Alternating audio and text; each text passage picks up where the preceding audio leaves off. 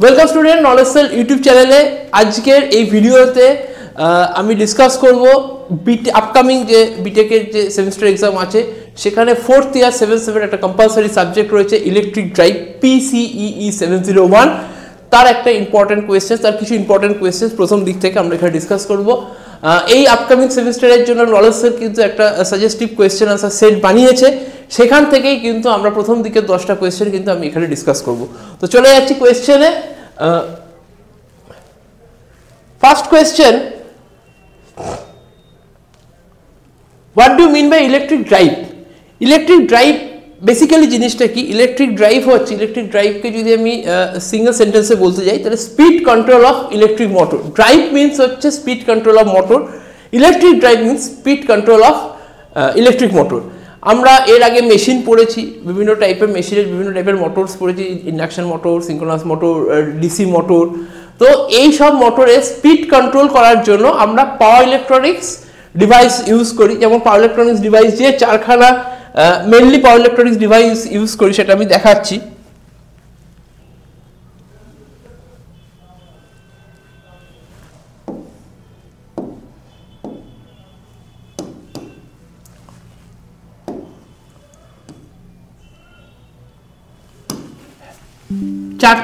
চারটে মেইন পাওয়ার electronics device যেটা দিয়ে কিন্তু মোটরের স্পিড কন্ট্রোল করা হয় সেটা হচ্ছে রেকটিফায়ার রেকটিফায়ারের মেন কাজটা কি রেকটিফায়ারের মেন কাজ কিন্তু হচ্ছে এসি টু ডিসি কনভার্সন দুই নম্বর হচ্ছে ইনভার্টার ঠিক উল্টো ডিসি টু এসি কনভার্সন তিন নম্বর হচ্ছে চপার বেসিক্যালি ফিক্সড ডিসি থেকে ভেরিয়েবল ডিসিতে কনভার্ট করে fixed DC to variable DC conversion fixed DC to variable DC conversion number 4 এ রয়েছে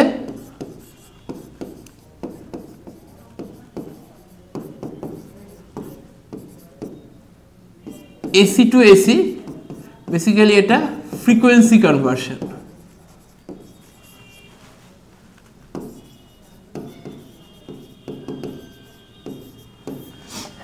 এই চারখানা পাওয়ার ইলেকট্রনিক্স ডিভাইস দিয়ে কিন্তু আমরা ডিফারেন্ট টাইপস অফ মোটরসের স্পিড কন্ট্রোল করি বেসিক্যালি এই স্পিড কন্ট্রোল অফ ইলেকট্রিক মোটরকেই কিন্তু ইলেকট্রিক ড্রাইভ বলে তো চলে যাচ্ছি সাজেশনে সেখানে নেক্সট কোয়েশ্চেন আমরা বলবো যে ইম্পর্টেন্ট কোয়েশ্চেন যেটা সেটার মধ্যে রেখেছি describe with diagram 4 quadrant operation of motor driving A load তো 4 কোয়াড্রেন্ট অপারেশন করতে গেলে যেটা করতে হবে সেটা হচ্ছে এইটা হচ্ছে 4 কোয়াড্রেন্ট অপারেশন ডায়াগ্রামে দেখাচ্ছি বেসিক্যালি এইটা হচ্ছে 4 quadrant operation of electric drive যেখানে যেখানে আমরা কার সাথে কোন ক্যারেক্টারিস্টিক্স এর সাথে কোন ক্যারেক্টারিস্টিক্স এখানে আমরা কার্ভে রেখেছি এক্স অ্যাক্সিসে আমরা নিয়েছি হচ্ছে টর্ক আর ওয়াই অ্যাক্সিসে আমরা নিয়েছি হচ্ছে স্পিড এই টর্ক আর স্পিডের বেসিক রিলেশনশিপটা যদি আমি দেখি power is equal to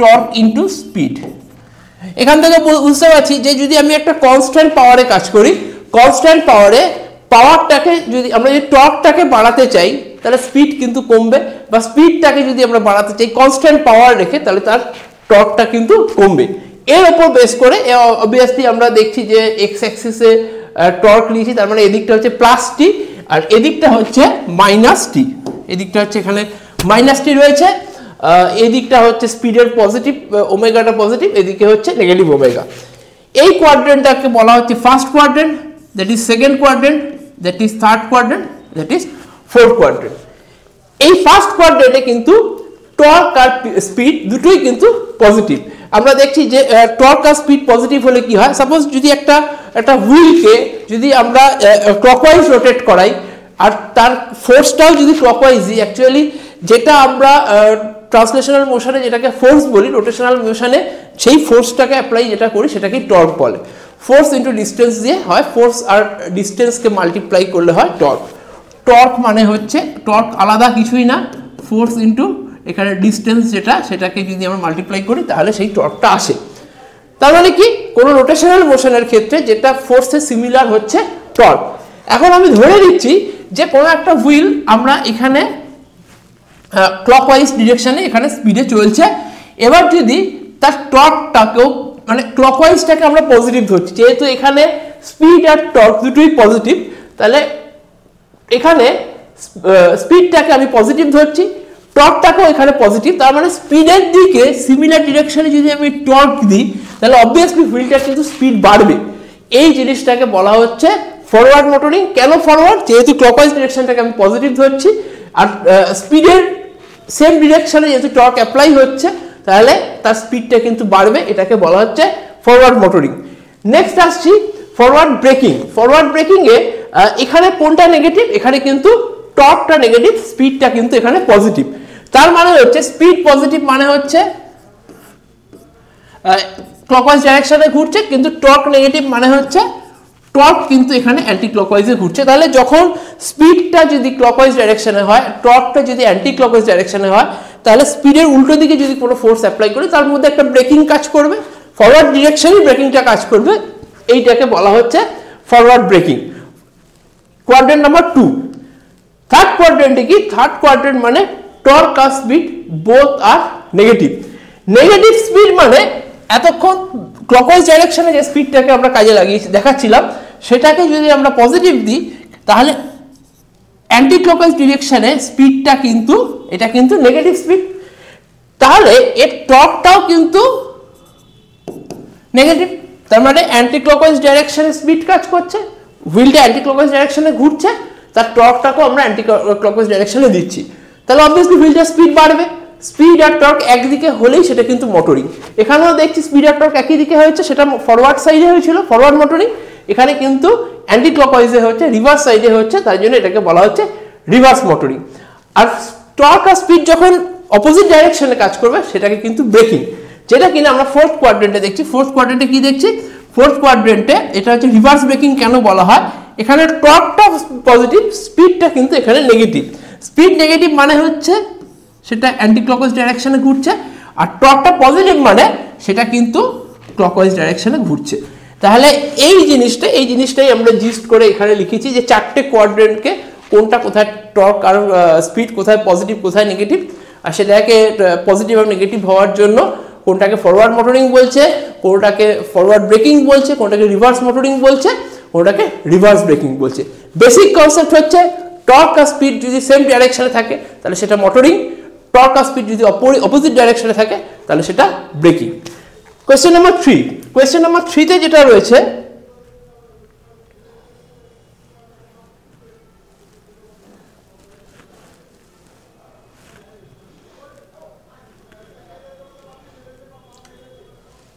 explain electrical drive with its component main function of the power modulator। Actually এইটা কিন্তু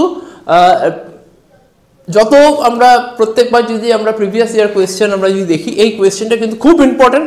obviously fourth quadrant operation important, কিন্তু এই কোয়েশ্চেনটাও কিন্তু খুব ইম্পর্টেন্ট, তাই আমরা আমাদের সাজেশনে রেখেছি। তো দেখাচ্ছি যে প্রত্যেকটা কম্পোনেন্টস, ইলেকট্রিক ড্রাইভের প্রত্যেকটা কম্পোনেন্টস তাদের ফাংশন কি সেটা দেখব।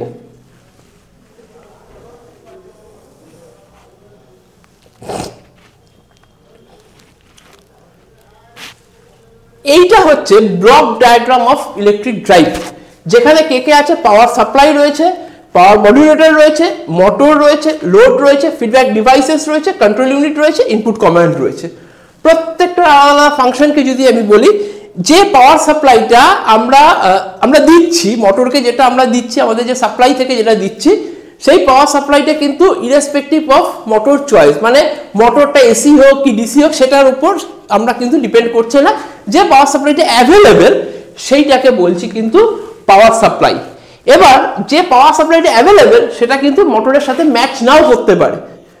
এরকম হতে পারে পাওয়ার সাপ্লাইটা এসি, মোটরটা ডিসি মোটর নিয়েছি। এমন হতে পারে পাওয়ার সাপ্লাইটা ডিসি, আমরা ওখানে একটা 3 ফেজ এসি মোটর চালাচ্ছি।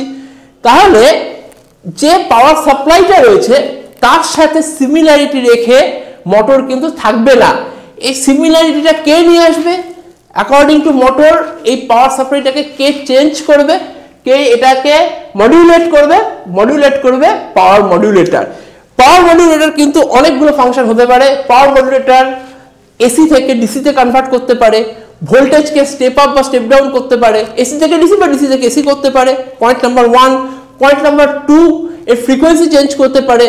পয়েন্ট নাম্বার 3, এখানে কিন্তু পাওয়ার মডুলেটর কিন্তু আরো একটা যেটা কাজ করে সেটা হচ্ছে যে মানে কোনো transient time, starting time, breaking time, এই সময় কিন্তু কারেন্টের ভ্যালু কিন্তু অনেক হাই থাকে বা সার্কিট প্যারামিটারস গুলোর ভ্যালু কিন্তু অনেক হাই থাকে।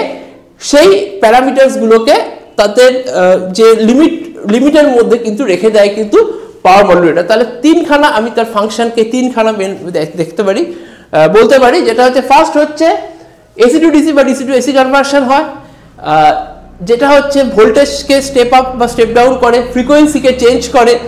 আর যেটা হচ্ছে লাস্ট ওয়ান, যেটা পাওয়ার মডুলেটর কিন্তু ট্রানজিয়েন্ট স্টেজে, কোনো মেশিনের ট্রানজিয়েন্ট স্টেজে কিন্তু তার কারেন্টটাকে বা অন্যান্য প্যারামিটারকে কিন্তু লিমিট করে। এরপর সেই মডুলেট পাওয়ার কিন্তু মোটরে গেল।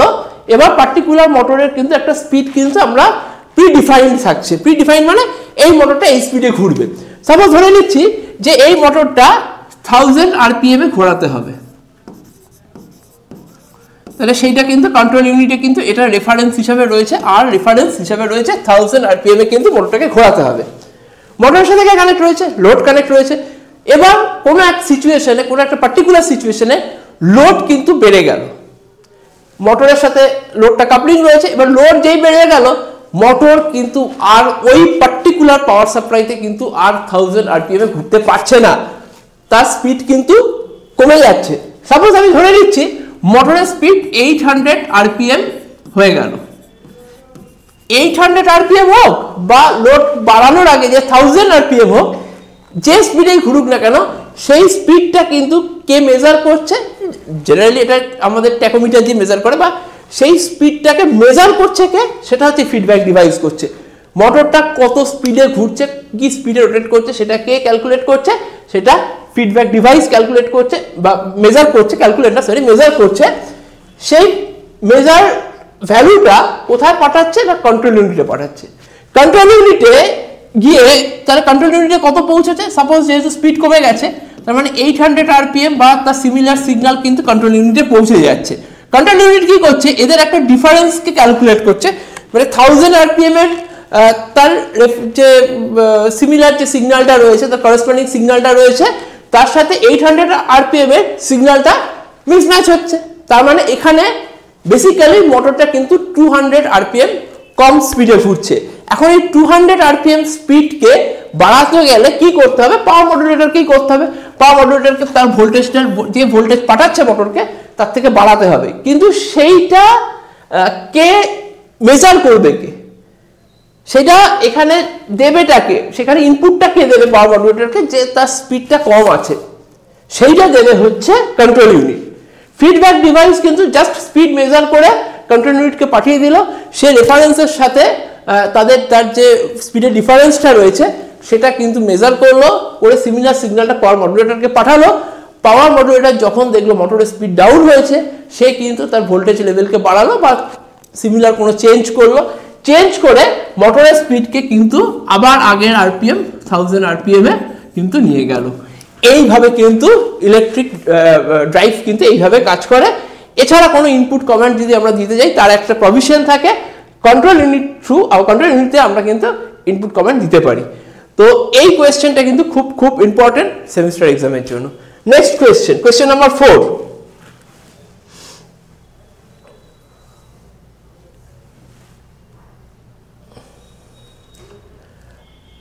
Right down the advantage and disadvantage of electric drive. এটা খুব কমন কোয়েশ্চেন, খুব বাকি কোয়েশ্চেনগুলো থেকে ইজিয়ার। এটা মানে বিশাল কিছু ডিসকাস করার এখানে নেই।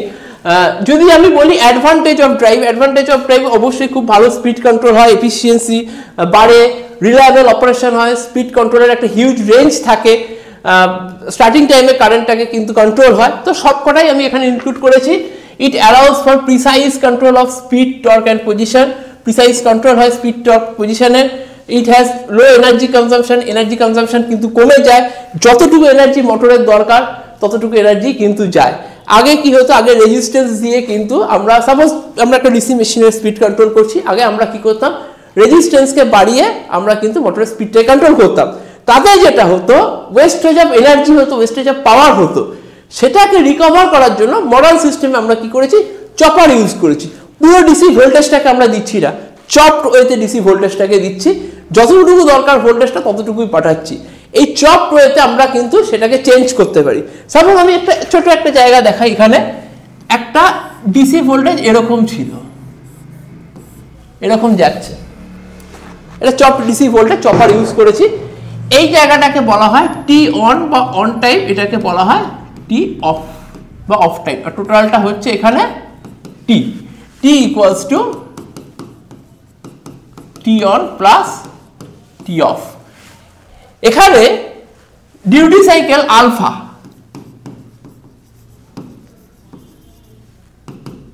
টি অন বাই টি, এইটাকে কিন্তু ডিউটি সাইকেল বলে।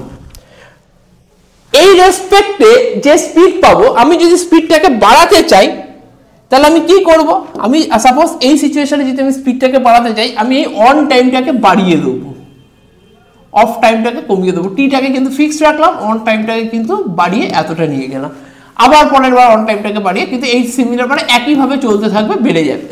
এইভাবে আমি অন টাইমটাকে বাড়াবো। যখনই আমি অন টাইমটাকে বাড়াবো তখনই কিন্তু মোটরের স্পিড কিন্তু সেখানে ইনক্রিজ করবে। তো এইটা হচ্ছে কনসেপ্ট। এরকম অনেক অ্যাডভান্টেজ দিয়েছি compare to the mechanical drives. Electrical drives have fewer moving parts, এর মুভিং পার্টস অনেক কম থাকে। ইট রিডিউস লোয়ার মেনটেন্যান্স কস্ট অনেক কম হয়। আমি কয়েকটা পয়েন্টকে জাস্ট ডিসকাস করছি, খুব ইজি, তোমরা তো অনেকগুলো পয়েন্ট হতে পারে, তোমরা তোমাদের মতো করে সেটাকে লিখতে পারো। Electrical drives can be used in various applications, এর অনেক অ্যাপ্লিকেশন আছে। বেসিক্যালি ইন্ডাস্ট্রিয়াল অটোমেশন, যেটা খুব খুব ইম্পর্টেন্ট, ট্রান্সপোর্টেশন, এইগুলো জায়গায় কিন্তু আমরা হাউস হোল্ড অ্যাপ্লিকেশন, এই সমস্ত জায়গায় কিন্তু আমরা ইলেকট্রিক ড্রাইভ ইউজ করি। অটোমেশন সিস্টেমে ইলেকট্রিক্যাল ড্রাইভ না এলে কিন্তু না থাকলে কিন্তু অটোমেশন সিস্টেমকে আমরা ঠিকঠাকভাবে রান করাতে পারবো না। নেক্সট কি রয়েছে, some electrical drives can convert kinetic energy during braking into electrical energy. Drive করতে করতে একটা ইম্পর্টেন্ট কোয়েশ্চেন কিন্তু, ড্রাইভের একটা ইম্পর্টেন্ট পার্ট কিন্তু রিজেনারেটিভ ব্রেকিং, যেখানে আমরা ইলেকট্রিক ড্রাইভ ইউজ করে কোনো একটা মোটরের তার স্পিড যখন তার রেটেড স্পিডের থেকে বেশি হয়ে যায়, সেইটাকে আমরা কি করি, আমরা কিন্তু সেটাকে আবার সাপ্লাই সিস্টেমে কিন্তু পাঠিয়ে দিতে পারি। তো এই একটা প্রভিশন কিন্তু থাকছে রিজেনারেটিভ ব্রেকিংয়ে, যেখানে কিন্তু রিজেনারেশন হচ্ছে, মানে মোটর থেকে সাপ্লাইটা কিন্তু মোটর থেকে সাপ্লাইতে যাচ্ছে, কারেন্টটা কিন্তু মোটর থেকে সাপ্লাইতে যাচ্ছে। যেখানে কারেন্ট এতক্ষণ আসছিল সাপ্লাই থেকে মোটরে, সেটা কিন্তু উল্টো হচ্ছে, রিজেনারেশন হচ্ছে। যেহেতু সাপ্লাইতে আমি এখানে কারেন্ট পাঠাচ্ছি বা এখানে ভোল্টেজকে পাঠাচ্ছি, তো সেই জায়গায় এখানে কিন্তু রিজেনারেশন হচ্ছে। এইটা পসিবল কিন্তু রিজেনারেটিভ ব্রেকিংয়ে। এরপর আসছে ডিসঅ্যাডভান্টেজ, অবভিয়াসলি এখানে কিছু, আচ্ছা আরেকটা ইম্পর্টেন্ট হচ্ছে electrical drives contribute to the lower emission. এখানে এমিশন রেট অনেক কম। এখানে এনভায়রনমেন্টাল ইম্প্যাক্ট, হ্যাঁ এনভায়রনমেন্টাল ইম্প্যাক্ট, এইটা খুব এই আজকালকার দিনে এটা খুব একটা ইম্পর্টেন্ট পার্ট, এইটা কিন্তু অনেক কম। নেক্সট ডিসঅ্যাডভান্টেজ যদি এবার বলি, যে ইনিশিয়াল কস্ট, নর্মাল সিস্টেমের জায়গায় কেউ যদি ড্রাইভস ইউজ করতে চাই আমরা, সেখানে ইনিশিয়াল কস্ট কিন্তু অনেক হায়ার। সিস্টেম কিন্তু কমপ্লেক্স, অবভিয়াসলি এখানে যেহেতু এতগুলো জিনিস রয়েছে, এখানে কিন্তু সিস্টেম কিন্তু এখানে কমপ্লেক্স রয়েছে। Electrical drives depends on a stable power supply. Electrical drive চালাতে গেলে সবচেয়ে বড় ডিসঅ্যাডভান্টেজ হচ্ছে একটা স্টেবল পাওয়ার সাপ্লাই চাই। স্টেবল পাওয়ার সাপ্লাই ছাড়া কিন্তু স্মুথ ওয়েতে আমরা ইলেকট্রিক্যাল ড্রাইভকে রান করাতে পারবো না, তাই এই পয়েন্টটা কিন্তু খুব important. Any fluctuation or interruption in power can affect the performance. এর মধ্যে যদি কোনো ফ্ল্যাকচুয়েশন হয় সেটা কিন্তু পারফরমেন্সে এফেক্ট করতে পারে। Electrical drives may have limited capacity to handle overloads. এর ওভারলোড ক্যাপাসিটি সবসময় যে বেশি হয় সেরকম না, একটা লিমিটেড ওভারলোড ক্যাপাসিটি থাকে। It requires adequate cooling. Adequate cooling মানে এক্সট্রা করে আবার কুলিং ফেসিলিটি চাই ড্রাইভ সিস্টেমের জন্য। তো এইটা হচ্ছে যে এই রকম যে অ্যাডভান্টেজ ডিসঅ্যাডভান্টেজটা আমি দেখিয়েছি, তোমরা আলাদা করে লিখতে পারো, কিন্তু সেমিস্টার এক্সামের জন্য এই কোয়েশ্চেনটা কিন্তু important. Next question,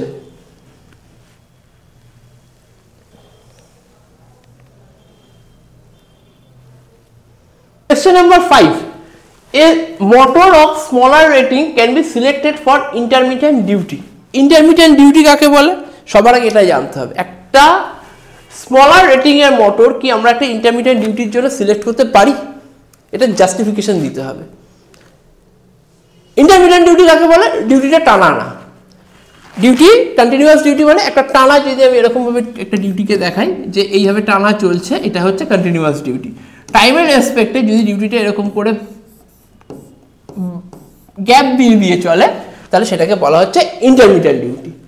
smaller rating এর মোটরকে ইন্টারমিডিয়েট ডিউটিতে ইউটিলাইজ করা যেতে পারে।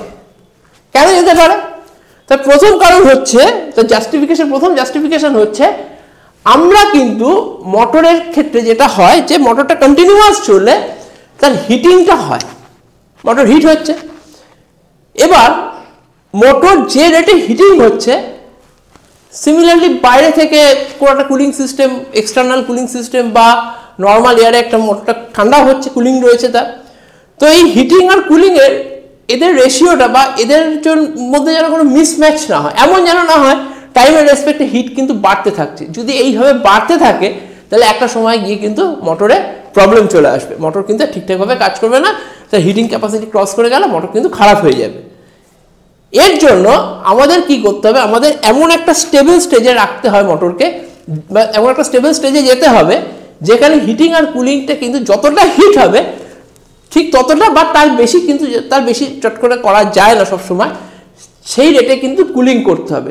হিটিং যতটা হবে সেই রেসপেক্টে কিন্তু কুলিংও হবে, তাহলে কিন্তু মোটরের মধ্যে হিট এনার্জিটা থাকবে না, মোটরটা কিন্তু তার হিট এনার্জি যে লিমিটেশনস রয়েছে, যতটা হিটেড আপ হওয়ার লিমিটেশনস রয়েছে, টেম্পারেচারের যে লিমিটেশনসটা রয়েছে, সেটা কিন্তু কখনোই ক্রস করবে না। তো সেইটাকে আমরা বলি যে হিটিং কুলিং ক্যারেক্টারিস্টিক্স। সেটা ইম্পর্টেন্ট, লাস্ট সেমিস্টারে আমরা মানে প্রিভিয়াস ইয়ারের কোয়েশ্চেনে কিন্তু আমরা দেখেছিলাম এই ক্যারেক্টারিস্টিক্সটা এসেছিল। ইন্টারমিডিয়েট ডিউটিতে সুবিধা কোথায়? মোটর কিছুটা রান করলো, কিছুটা টাইম কিন্তু সে রেস্ট পিরিয়ডে চলে গেল, যতক্ষণ সে রেস্ট পিরিয়ডে চলে গেল সে কুল ডাউন হওয়ার কিন্তু সময় পেল। অ্যাকচুয়ালি স্মলার রেটিং এর মোটর মানে তার হিটিং ক্যাপাসিটিও কিন্তু বা টেম্পারেচারের লিমিটটাও কিন্তু তার কম। আমরা যদি একটা কন্টিনিউয়াস ডিউটি রাখি, কন্টিনিউয়াস ডিউটিতে কিন্তু আমরা স্মলার রেটিং এর মোটরকে ইউজ করতে পারবো না। সে চট করে তার হিটের যে লিমিটটা, টেম্পারেচারের লিমিটটা সে কিন্তু অ্যাচিভ করে যাবে, স্যাচুরেশন পয়েন্টে পৌঁছে যাবে। তারপর সেটাকে যখনই ক্রস করে যাবে মোটর কিন্তু সেখানে খারাপ হয়ে যাওয়ার একটা চান্স থাকে বা খারাপ হয়ে যাবে। কিন্তু যদি তার জায়গায় ইন্টারমিডিয়েট ডিউটি হয়, লজিকটা এখানে, ফান্ডাটা এখানে, এটাই আমাকে লিখতে হবে, এটাই আমরা এখানে দাঁড় করিয়েছি। মাঝখানে কুলিং এর ফেসিলিটি থাকছে, বা কুলিং এই টাইমটায় যেহেতু মোটরটা রান করছে না, তাহলে তার হিটিং ক্যারেক্টারিস্টিক্স কিন্তু থাকছে না, শুধুমাত্র তার কুলিং ক্যারেক্টারিস্টিক্স থাকছে। মোটর কিন্তু তাড়াতাড়ি ঠান্ডা হয়ে যাচ্ছে। সেই জন্য আমরা বলতে পারি কন্টিনিউয়াস ডিউটির ক্ষেত্রে কিন্তু আমরা স্মলার রেটিং এর মোটরকে ইউজ করা যায় না, এটাই জাস্টিফিকেশন। কিন্তু ইন্টারমিডিয়েট ডিউটির ক্ষেত্রে কিন্তু আমরা স্মলার রেটিং এর মোটরকে ইউজ করতে পারি। তো তার ডিটেলসটাই এখানে লিখেছি যে কেন আমরা করতে পারি। থার্মাল সাইক্লিং, যেটা হচ্ছে বারবার কুল ডাউন হওয়ার সময় পাচ্ছে, বা যতটা হিটেড আপ হচ্ছে সেটা ডিসিপিয়েশনের একটা জায়গা থাকছে। স্টেডি স্টেট টেম্পারেচার, কোনো স্টেডি স্টেট টেম্পারেচার গিয়ে কিন্তু সেটা কিন্তু পৌঁছতে পারছে না।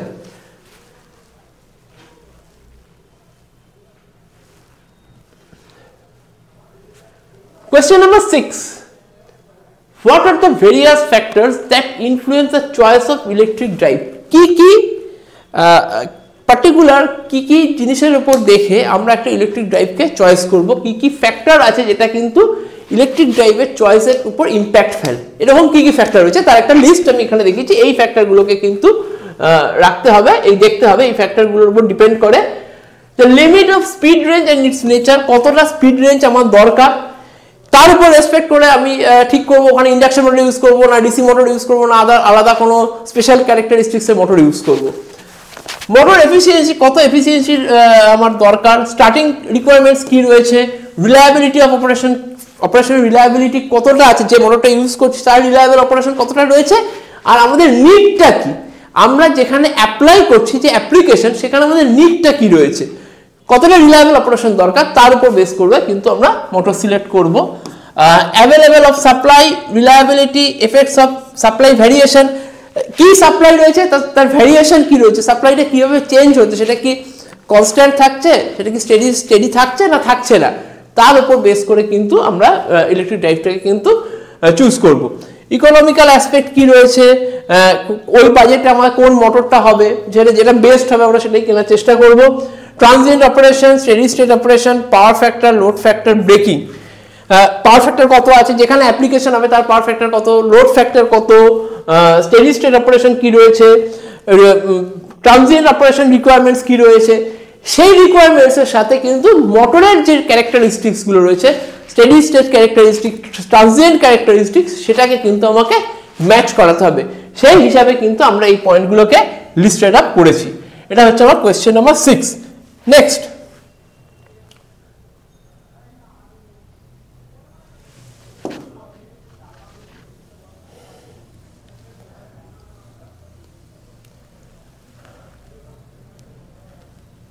explain multi-motor drive, group drive, individual drive with their advantage and disadvantage. First আমাকে বুঝতে হবে যে এই তিনটে জিনিস কি, তিনটে টার্ম কি, মাল্টি মোটর ড্রাইভ কি, গ্রুপ ড্রাইভ কি, ইন্ডিভিজুয়াল ড্রাইভ কি। এই ছবিটা হচ্ছে মাল্টি মোটর ড্রাইভ। ছবি থেকে দেখাই যাচ্ছে যে তিনটে মোটর নিয়ে একটা মেকানিজমকে, একটা সিঙ্গেল মেকানিজমকে রান করাচ্ছে, তিনটে মোটর মিলে একসাথে একটা সিঙ্গেল মেকানিজমকে রান করাচ্ছে। যখন তিনখানা মোটর একসাথে কম্বাইন্ড ওয়েতে একটা মেকানিজমকে রান করাবে, সেটাকে বলা হবে মাল্টি মোটর ড্রাইভ। নেক্সট, আচ্ছা তার অ্যাডভান্টেজ কি? অ্যাডভান্টেজ হচ্ছে এগুলো খুব বেটার কন্ট্রোল অফ প্রসেস হতে পারে, it helps the multi motor drives, এই কমপ্লিকেটেড প্রসেসকে আমরা খুব ভালোভাবে চালাতে পারি। তো এগুলোকে আমরা জাস্ট এখানে লিস্টেড আপ করে দিয়েছি, কিন্তু আমি এখানে বলার চেষ্টা করছি যে multi motor drive, individual drive আর গ্রুপ ড্রাইভ, গ্রুপ ড্রাইভটা কিন্তু উল্টো।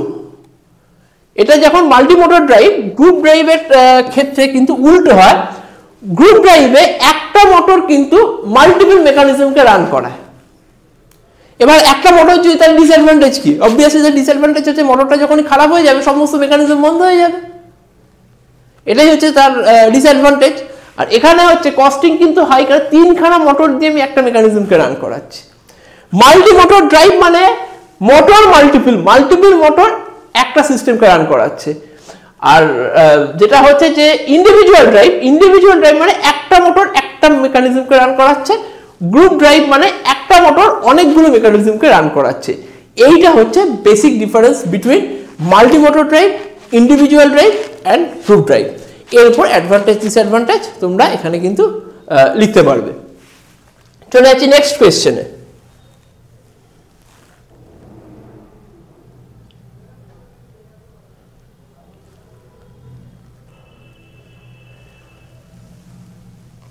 Explain different types of duty with necessary graph. Duty কত রকম হয়? ফার্স্ট যে ডিউটিটা হয় সেটা হচ্ছে কন্টিনিউয়াস ডিউটি। দেখো টাইমের সাথে সাথে টর্কের কিন্তু কন্টিনিউয়াসলি একটা কনস্ট্যান্ট একটা টর্ক কিন্তু টাইমের রেসপেক্টে দিয়ে যাচ্ছে, কোনো মাঝখানে কিন্তু ইন্টারাপশন নেই। এই ডিউটিটাকে কিন্তু বলে continuous duty. Short term duty কোনটা? শর্ট টাইম ডিউটি হচ্ছে এইটা, হচ্ছে শর্ট টাইম ডিউটি। এখানে কিন্তু এখানে যদিও ম্যাগনিটিউডটা ছোট দেখেছি, জেনারেলি এখানে কিন্তু এই টর্কের ম্যাগনিটিউডটা কিন্তু অনেক হাই হবে, এরকম জায়গা বা আরো বেশি হবে। এইটার খুব ইজি এক্সাম্পল হচ্ছে ক্রেন। একটা ক্রেন কিন্তু লং টার্ম রান করে না। একটা ক্রেন তার পার্টিকুলার কিছু টাইমের জন্য কিন্তু সে 5 মিনিট বা খুব বেশি 10 মিনিট সে কিন্তু একটা হেভি ওয়েটেড জিনিস বা হেভি ওয়েটেড টর্ককে দিয়ে সেটাকে সে কাজ করে, বা সেই লোডটাকে সে তুলে দেয় বা নামায় বা লিফট করে, করার পর সেই ক্রেনটা কিন্তু বাকি টাইম কিন্তু আর সে তার কিন্তু কোনো অপারেশন থাকে না। খুব কম টাইম কিন্তু হাই ভ্যালুতে যখন কাজ করে, ম্যাগনিটিউড যখন হাই হয়, তখন সেই ড্রাইভকে বলা হয় শর্ট টাইম ডিউটি। সেই ডিউটিটাকে বলা হয় short time duty. Continuous duty কিন্তু ম্যাগনিটিউড কম, কিন্তু কন্টিনিউয়াসলি সেটাকে সে রান করায়। নেক্সট ডিউটি কি রয়েছে? Intermittent periodic duty. Intermittent periodic ডিউটির ছবি কি? এইটা হচ্ছে ইন্টারমিটেন্ট পিরিয়ডিক ডিউটির ছবি। তো ডায়াগ্রামটা এটা হবে, টাইমের রেসপেক্টে একটা জায়গায় সে ডিউটি করবে, ডিউটি করলো, এই জায়গাটা গ্যাপ, আবার এখানে সে ডিউটি করলো, আবার এটা গ্যাপ। ইন্টারমিটেন্ট ওয়েতে কাজ করবে, এইটাকে বলা হয় intermittent duty. Next, intermittent periodic duty with starting এর আলাদা কোথায়? স্টার্টিং টাইমে টর্ক কিন্তু হাই হয়, তাই জন্য স্টার্টিং টাইমে কিন্তু হাই টর্ক দরকার পড়ে। স্টার্টিং টাইমে টর্কটা কিন্তু হাই, তারপর কিন্তু টর্ক কমে গেছে, সে এতটা কাজ করলো, এরপরে কিন্তু এই জায়গাটা ব্রেক থাকলো, আবার সে স্টার্টিং টাইমে কাজ করলো, আবার এই জায়গাটা হচ্ছে রানিং। অ্যাকচুয়ালি স্টার্টিং মানে হচ্ছে কিন্তু এই জায়গাটা, আর এই জায়গাটাকে কিন্তু বলা হচ্ছে রানিং যেটা দেখিয়েছি সেটা কিন্তু এই পার্টটা, this part is for running. আর এই পার্টটা কিন্তু এই জায়গাটায় যেটা এক্সট্রা যেটা থাকছে সেটা কিন্তু স্টার্টিং এর জন্য টর্কের ভ্যালুটা কিন্তু হাই থাকছে। তাহলে মোটর স্টার্টিং, রানিং, আবার ব্রেক, কিছুটা গ্যাপ থাকছে ডিউটিতে, আবার স্টার্টিংটা হাই ভ্যালু স্টার্ট হয়ে গেলে রান টাইমের টর্ক কিন্তু কমে যাচ্ছে, সেটা কিন্তু আমরা এখানে দেখিয়েছি। নেক্সট হচ্ছে intermediate periodic duty starting and braking. Braking এর ক্ষেত্রে কি হবে? ব্রেকিং এর ক্ষেত্রে অবভিয়াসলি স্টার্টিং এ যেমন হাই হচ্ছে, ব্রেকিং এর ক্ষেত্রে টর্কটা কিন্তু উল্টো দিকে কাজ করবে, নেগেটিভ। এইটা যদি পজিটিভ সাইডের টর্ক হয়, এদিকটা কিন্তু নেগেটিভ সাইডের টর্ক হবে, টর্কটা কিন্তু এখানে নেগেটিভ সাইডে কাজ করবে। তাহলে এইটা স্টার্টিং হলো, এইটা রানিং হলো। তাহলে আমি যদি তিনখানাকে দেখাই, এটা হচ্ছে স্টার্টিং, রানিং, এটা হচ্ছে ব্রেকিং, আবার একটা গ্যাপ, আবার স্টার্টিং, রানিং, আবার ব্রেকিং, এইভাবে কিন্তু সিস্টেমটা চলতে থাকে। এই একটা টাইপ অফ ডিউটি রয়েছে। Continuous duty with intermittent periodic loading, এইটা মানে কি? এটা এখানে দেখাইনি, এটা কি করে হবে? এটা নামটা শুনি, এবার বাকিগুলো এবার আমাদের কাছে ক্লিয়ার হয়ে যাবে। এইভাবে টানা চলবে, লোডিং টাইমে টর্ক হাই হবে, আবার টর্ক কমে যাবে। ইন্টারমিটেন্ট লোডিং মানে এই জায়গাগুলোতে কিন্তু ইন্টারমিটেন্ট লোডিং হয়েছে, তার জন্য বেড়েছে, আবার কমেছে, আবার বেড়েছে, কিন্তু কোথাও গিয়ে কিন্তু ব্রেক হয়নি, এই জন্য এটা কন্টিনিউয়াস ডিউটি। তার নাম হচ্ছে continuous duty with intermittent periodic loading. Continuous duty with starting and breaking যদি হয়, লাস্ট যেটা রয়েছে continuous duty with starting and breaking, তার মানে এখানে কি হবে? স্টার্টিং টাইমে হলো, রান করে ব্রেক করলো, আবার স্টার্টিং টাইমে বেশি হলো, রান করলো, ব্রেক করলো, এইটা কিন্তু কন্টিনিউয়াস ওয়েতে চলতে থাকবে, কোথাও কিন্তু মাঝখানে কিন্তু সিস্টেমটা পজ হবে না, বা ডিউটিটা কিন্তু কোথাও পজ হবে না, কন্টিনিউয়াসলি এইভাবে কিন্তু চলতে থাকবে। এইটার নাম হচ্ছে continuous duty with starting and breaking. এই ডিফারেন্ট টাইপস অফ ডিউটি, এটা কিন্তু সেমিস্টার এক্সামের জন্য একটা খুব ইম্পর্টেন্ট কোয়েশ্চেন। তো আমি আজকের এই ভিডিওতে এই কয়েকটা 8খানা কোয়েশ্চেন আমি ডিসকাস করলাম। বাকি কোয়েশ্চেন সেটাও কিন্তু আমাদের রেডি রয়েছে, শুধু ইলেকট্রিক ড্রাইভ না, বাকি সাবজেক্টগুলোও কিন্তু তাদের সাজেশন বা সেই সাজেশনের ভিডিও আমরা রেডি করেছি, যেগুলো তোমরা কিন্তু আমাদের অনলাইন বা অফলাইন ক্লাস জয়েন করলে পেতে পারো। তাছাড়া আমাদের যে লার্নিং অ্যাপ রয়েছে, প্লে স্টোরে পেয়ে যাবে, নলেজ সেল রয়েছে লার্নিং অ্যাপ, তার লিঙ্কটাও ডিসক্রিপশন বক্সে দেওয়া থাকছে, সেখান থেকেও কিন্তু তোমরা এই সাজেশনের ডিসকাশন ভিডিও, নিউমেরিক্যাল প্রবলেমস, এইগুলো কিন্তু তোমরা সেখানে পেতে পারো। যদি এছাড়া এই ব্যাপারে আমাদের এখানকার নলেজ সেলের সাথে অ্যাটাচ হওয়ার ব্যাপারে যদি তোমাদের কোনো রকম কোয়ারি থাকে, তোমরা কিন্তু আমাদের কন্ট্যাক্ট ডিটেলস ডেসক্রিপশন বক্সে দেওয়া থাকছে, সেখানে কিন্তু তোমরা কন্ট্যাক্ট করতে পারো। এই ভিডিওটা যদি তোমাদের কোনো হেল্পফুল হয়, তাহলে অবভিয়াসলি এই চ্যানেলটাকে লাইক করো। কোনো রকম কোয়ারি থাকলে, যদি আরও যতটা বোঝালাম সেখানে যদি কোনো রকম কোয়ারি থাকে, ডাউট থাকে, সেটা কিন্তু কমেন্ট সেকশনে জানাও। আর যারা চ্যানেলটাকে এখনও সাবস্ক্রাইব করোনি, প্লিজ সাবস্ক্রাইব করে দাও। Thank you.